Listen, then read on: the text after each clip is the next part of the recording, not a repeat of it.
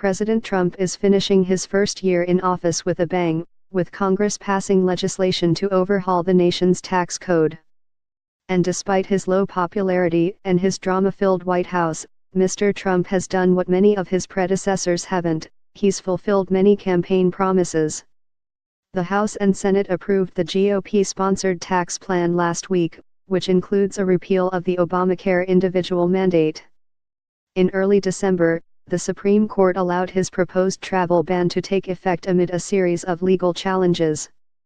Soon after his inauguration, Mr. Trump nominated Neil Gorsuch to serve as a Supreme Court justice to fill the seat left vacant by Justice Antonin Scalia, who died in February 2016.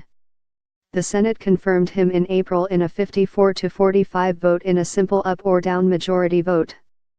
Senate Republicans had successfully invoked the so-called nuclear option to get him confirmed, effectively terminating the filibuster for Supreme Court nominees.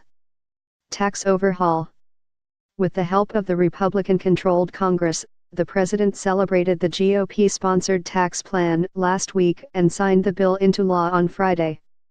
Specifically, it lowers the corporate tax rate from 35% to 21% and roughly doubles the standard deduction, from $6,350 to $12,000 for individuals, and from $12,700 to $24,000 for married couples filing jointly.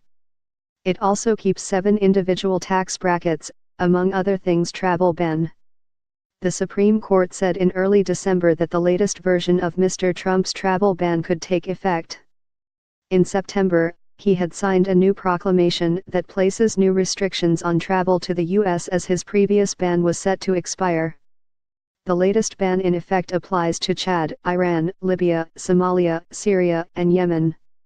Reversed Obama-era policies. Mr. Trump has been keen on reversing much of what was implemented under the Obama administration. For example, the president signed memoranda that attempted to renew the process for the construction of the Keystone XL pipeline, which was halted by Mr. Obama, and the construction of the Dakota Access Pipeline. Within his first few days in office, Mr. Trump signed a presidential memoranda that withdrew the U.S. from the giant trade deal, the Trans-Pacific Partnership, which was negotiated by President Obama. He had also announced his intentions to renegotiate NAFTA, as he had promised to do during the election. Mr. Trump also rolled back part of Obama's policies that normalized U.S. relations with Cuba and pulled out of the Paris Climate Accords. He also reversed a number of regulations with the help of congressional Republicans' promises he hasn't FULFILLED no border wall. While President Trump directed the Department of Homeland Security to begin work on his proposed wall along the U.S.-Mexico border, construction has yet to begin. Prototypes for the border wall were completed in October, and U.S. Customs and Border Protection, CBP, said at the time that it would soon begin testing them.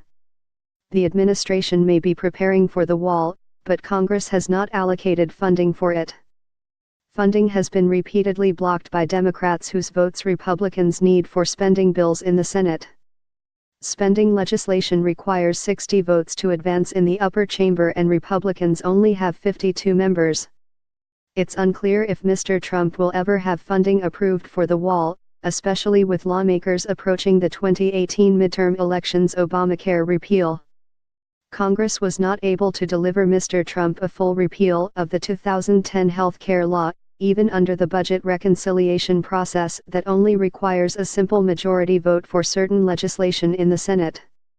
To deal with that setback, the administration has done everything in its power to dismantle Obamacare itself. The president, for instance, announced in October that he would end cost-sharing subsidies paid to insurers under the Affordable Care Act, ASAI.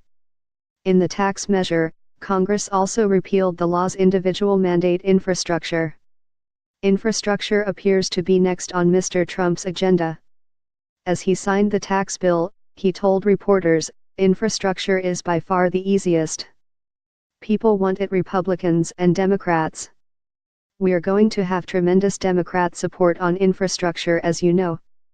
I could have started with infrastructure. I actually wanted to save the easy one for the one down the road." so we'll be having that done pretty quickly. And Democratic support is not optional, he will need their support to pass an infrastructure bill, since the legislation will not be passed using the budgetary tool that allowed Republicans to pass their tax bill with a simple majority. The president often talked about rebuilding the nation's crumbling roads, highways, and bridges during the 2016 campaign, but the White House has not yet presented a concrete plan. In his initial response to the Amtrak train derailment in Washington state, President Trump pointed to his forthcoming infrastructure plan. The tweet did not take into account that the accident had, in fact, occurred on a newly constructed section of track when it derailed, not on one that was in disrepair.